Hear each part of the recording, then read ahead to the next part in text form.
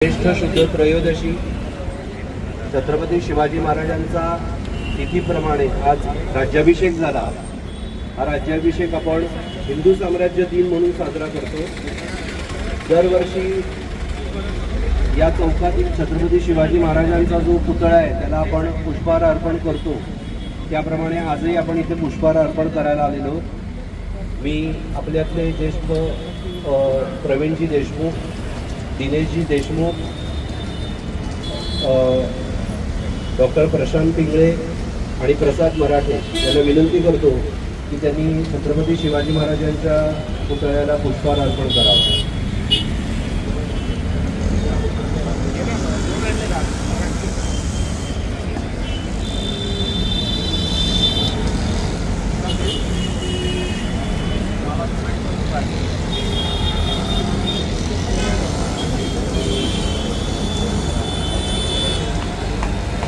छत्रपती शिवाजी महाराज की जय। जय भवानी, जय शिवाजी, जय भवानी, जय शिवाजी।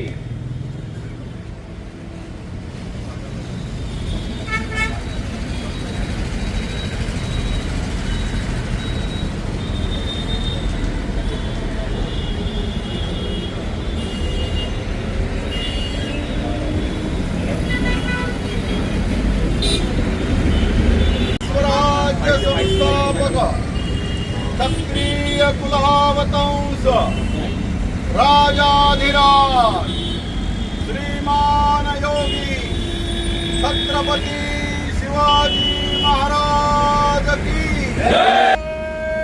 भवानी जय शिवाजी, जय भवानी जय शिवाजी। हरो हरो हरो हरो महादेव। आता आपण सगळ्यांनी शिवछत्रपती प्रणाम 1 2 3। मी लक्ष्मणजींना विनंती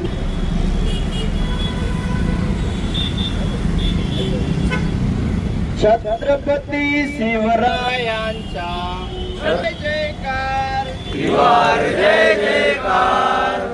छत्रपती शिवरायांचा जय जयकार, जय जयकार, जय जयकार।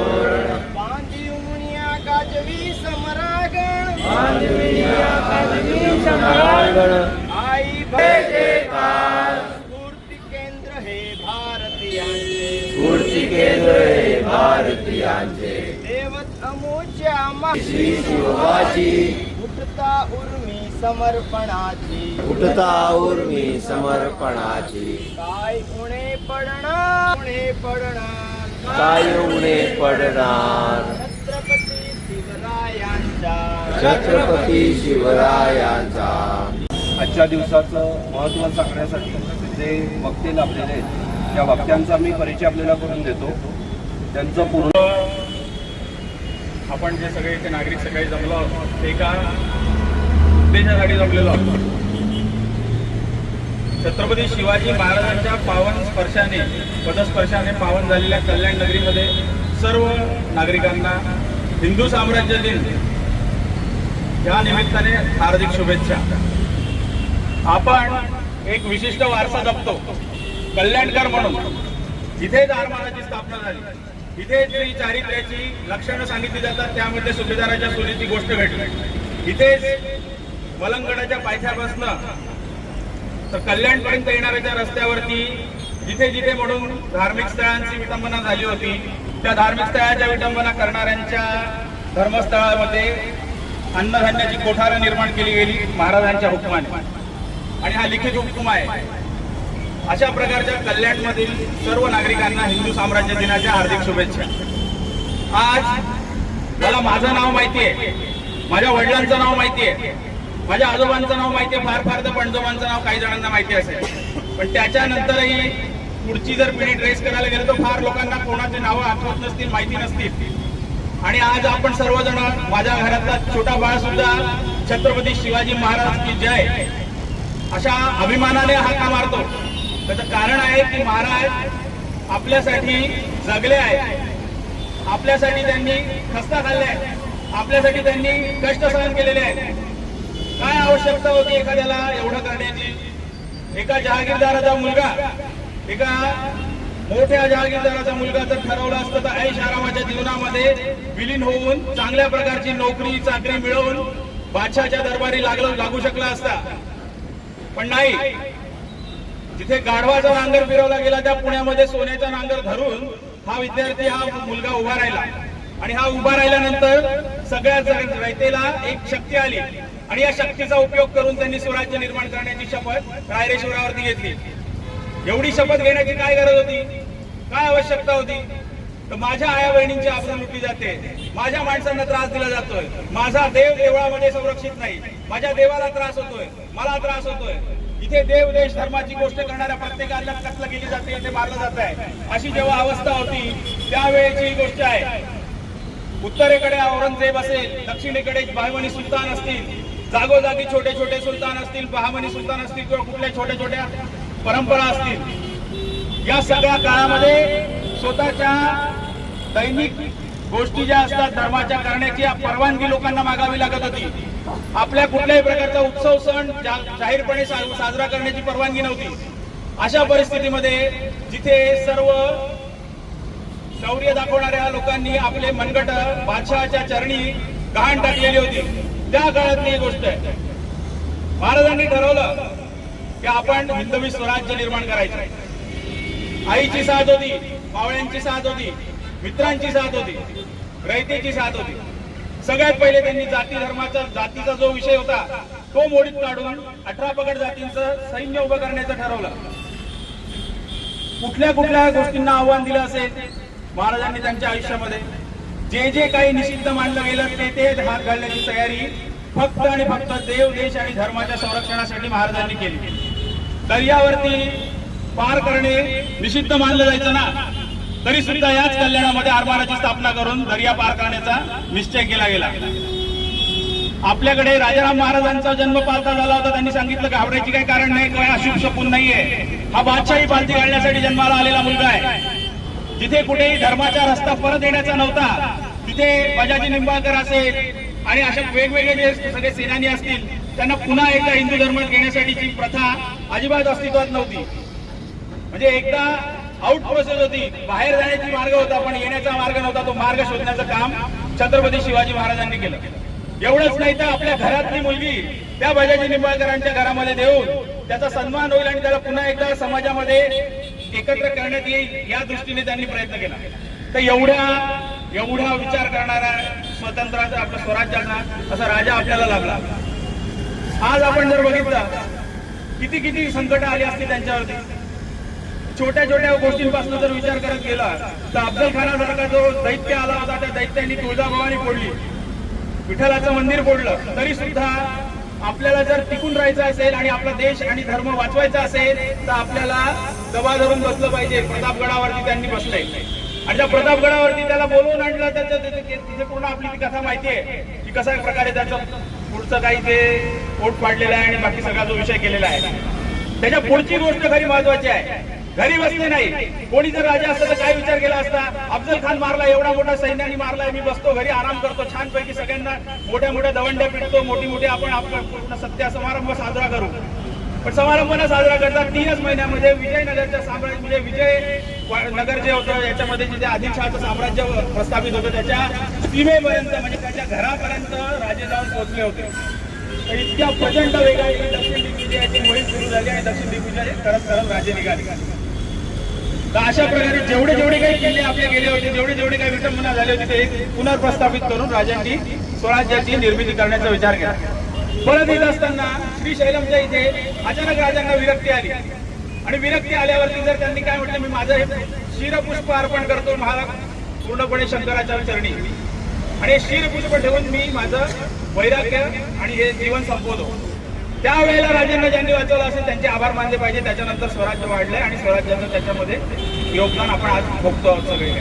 एकदा टीव्हीवरती डिबेट होती काल परवा, मी बघितलं की महाराजांनी रयतेचं राज्य निर्माण केलं असं म्हणा, हिंदवी स्वराज्य निर्माण केलं असं म्हणू नका. मला असायला आलं 2 मिनिटासाठी मी विचार केला, म्हटलं हा माणूस किंवा ही व्यक्ती जी आहे ती काय बोलते आणि कशा संदर्भात बोलते आणि का बोलू शकते याचा जर विचार केला तर यशवंतराव चव्हाणांचं एक वाक्य मला आठवलं त्याच वेळेला. यशवंतराव चव्हाण काय म्हटले होते, हे मुंबईमध्ये महाराजांच्या पुतळ्याचं अनावरण करताना यशवंतराव चव्हाण काय म्हटले होते, जर महाराज नसते तर पाकिस्तानच्या सीमा आपल्या उंबरठ्यापर्यंत आल्या असत्या. एवढं साधं वाक्य बोलून त्यांनी महाराजांची महती 2 मिनिटात सांगितली. आणि तो जो डिबेटमध्ये जे माणसं बोलत होते ते आज असं बोलू शकतात आणि जे हिंदुत्वाचा विषय करतात तेही असं हिंदुत्वाचा विषय करू शकतात आणि जे हिंदुत्वाचा विरोध करतात तेही हिंदुत्वाचा विरोध करू शकतात, कारण की दोघांनाही कारणीभूत राजेच आहेत. कारण की एवढी शक्ती ताकद सगळ्या प्रकारची तुम्हाला जर बोलण्याची हिंमत आहे, कारण की आपण आजही टिकून आहोत, आपण आज हिंदू आहोत आणि त्या हिंदू असण्याचं कारण जर काही असेल तर ते छत्रपती शिवाजी महाराज आहे. कुठल्याही प्रकारे विचार करून बघा, जर आज महाराज नसते आणि त्या सीमा आपल्या उंबरठ्यापर्यंत लागल्या असत्या तर त्याचं काय झालं असतं. आपण ही डिबेट करत नसतो, आपण एका विशिष्ट धर्मात असतो, आपण एका विशिष्ट पेहरावात असतो, आपल्याकडे वेगवेगळ्या प्रकारचे निर्बंध लागलेले असते, आपल्याला कुठल्याही प्रकारचे स्वतंत्रपणे बोलण्याचे अधिकार राहिला नसता.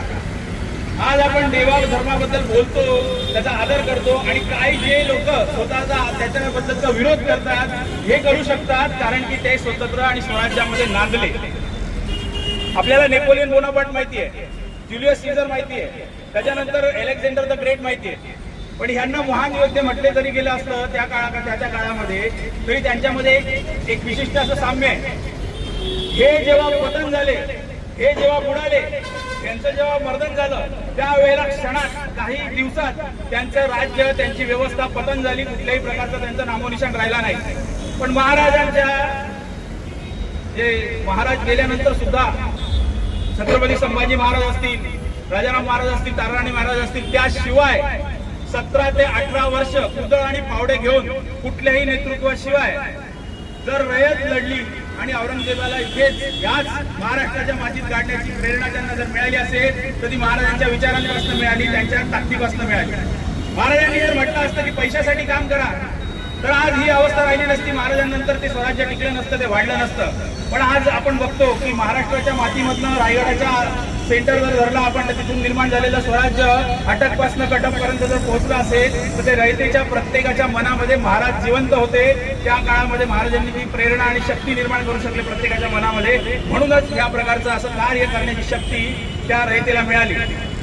आणि हे अशाच प्रकारचं स्वराज्य कायम राहण्यासाठी आजही आपल्या घरातल्या मुलांना आपण आजच्या दिवसच नाही तर रोज सांगितलं पाहिजे, पण आजचा दिवस विशेष आहे. तर आज काय घडलं, आज रायगडावरती काय घडलं त्याची माहिती प्रत्येकाच्या मुलाला, प्रत्येकाच्या नवीन येणाऱ्या पिढीला माहिती पाहिजे आणि त्याचे कथा आपण सांगितल्या पाहिजे. घराघरात हिंदू साम्राज्य दिनाची निर्मिती मनवला गेला पाहिजे. कुठल्याही प्रकारे त्याच्यामध्ये कसूर राहता कामा नये, कारण की आज जर आपण हिंदू म्हणून उभे आहोत आणि आपल्याला जर वाटत असेल की आपल्या पुढच्या पिढीनेही, त्याच्या पुढच्या पिढीने जर हिंदू म्हणून जगायचं असेल तर महाराजांचा विचार त्यांच्या प्रत्येकाच्या मनामध्ये रोवला गेला पाहिजे.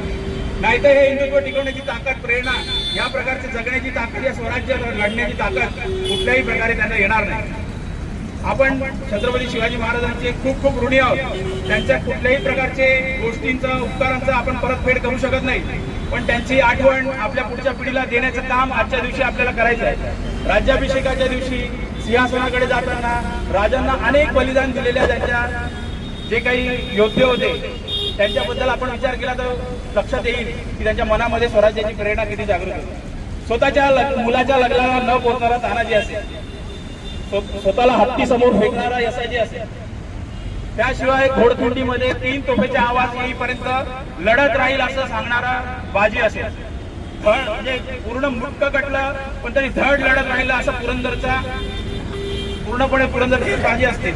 अशा प्रकारचे अनेक योद्धे, शूरवीर जे काही त्यांनी घडवले ते छत्रपती शिवाजी महाराजांनी आज रायगडावरती ज्येष्ठ शुद्ध त्रयोदशीच्या दिवशी आपला राज्याभिषेक करून घेतला नाही तर लोकांची सांगितलं, लोकांनी केला, लोकांनी त्यांना आग्रह केला की तुम्ही राजे झालात, पूर्ण भारताला प्रेरणा मिळेल आणि त्या भारताला प्रेरणा मिळण्यासाठी हिंदूंचं स्वराज्य निर्माण करण्यासाठी आपण पुन्हा एकदा राज्याभिषेक केला पाहिजे. तोपर्यंत 250 वर्षामध्ये कोणताही राज्याभिषेक झाला नव्हता.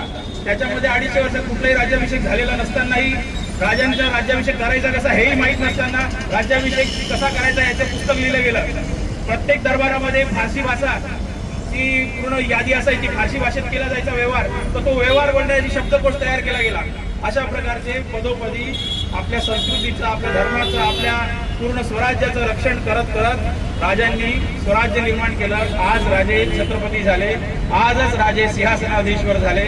आजच्या या संपूर्ण कार्यक्रमाला आपल्या घराघरात जाऊन सांगायची गरज आहे की प्रत्येकाला आपण आपल्या मुलांना ही प्रेरणा दिली पाहिजे.